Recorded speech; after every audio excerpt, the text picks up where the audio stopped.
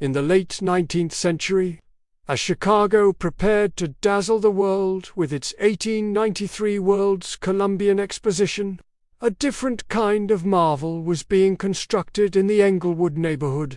It was a 3-story building, a labyrinth of ambition and darkness, known to locals as the Castle.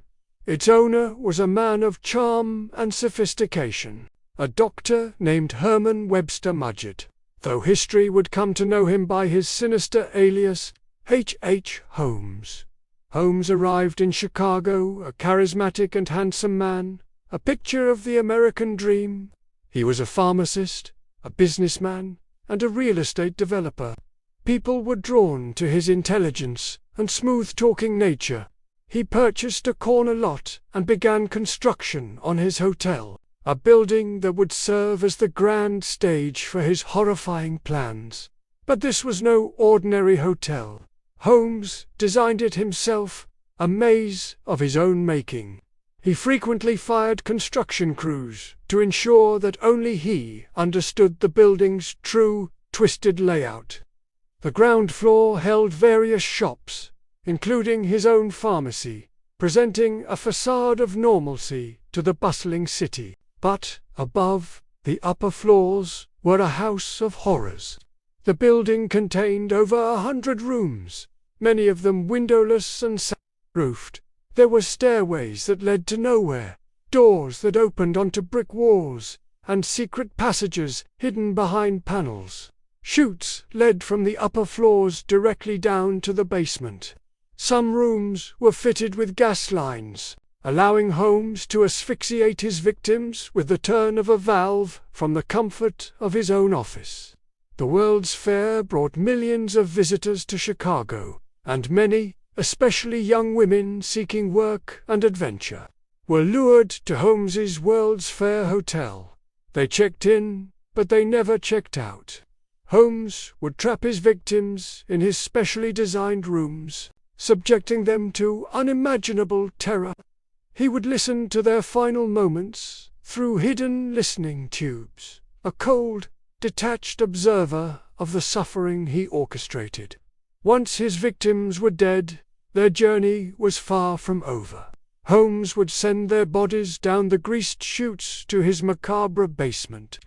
This cellar was his personal laboratory and morgue. It was equipped with dissecting tables, a crematorium, and pits of acid and quicklime. He would meticulously dissect the bodies, stripping them of their flesh. He wasn't just a killer. He was a ghoulish entrepreneur. He sold the articulated skeletons to medical schools and organs on the black market, profiting from his heinous acts. The remains he couldn't sell were dissolved in acid or burned to ash in his custom-built kiln. For a time, Holmes operated with complete impunity. The transient nature of the fair's visitors meant disappearances often went unnoticed. People came and went, and in the chaos of the massive event, a few missing persons raised little alarm. Holmes was a master of manipulation, using his charm to deflect suspicion and his intelligence to cover his tracks. But his web of deceit began to unravel not because of the murders in his castle, but due to a simple insurance fraud scheme. Holmes had conspired with a man named Benjamin Pettersell to fake Pettersell's death and collect a $10,000 insurance policy, which they would split. But Holmes's greed and cruelty knew no bounds. Instead of faking the death, he killed Pettersell for real. Then, to eliminate any witnesses, he embarked on a chilling journey across the northern United States and Canada, systematically murdering 3 of Pettersell's 5 children, Alice, Nellie, and Howard. It was the search for the missing Pettersell children that finally brought law enforcement to Holmes's door.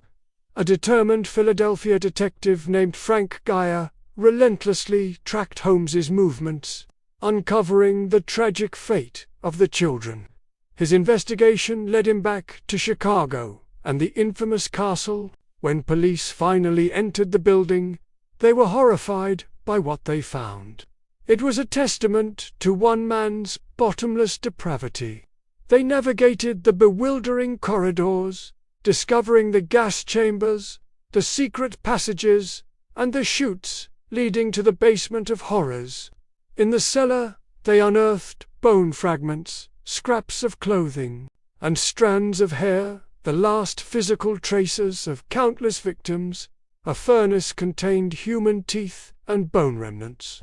A vault, designed to be airtight, still held the imprint of a victim's foot on the inside of the door, a silent testament to a final, desperate struggle. Holmes was arrested in Boston in 1894. During his trial, he was a spectacle of arrogance and lies. He gave multiple confessions, each one more outlandish than the last.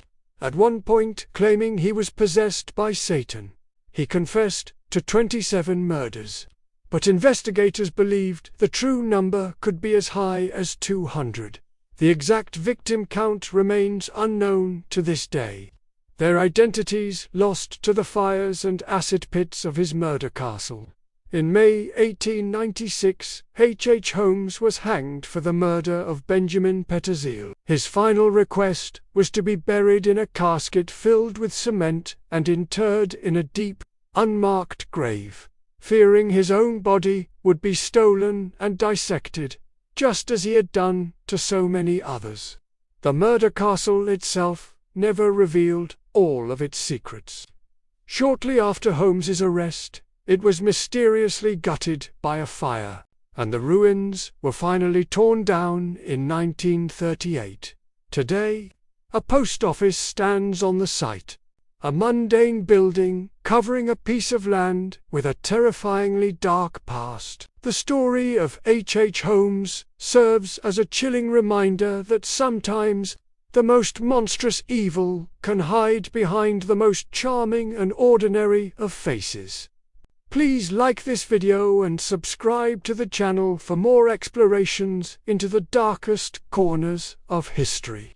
Stay safe, and see you next time. If you found this story as unsettling and fascinating as I did, please hit that subscribe button and the little bell icon for our latest videos.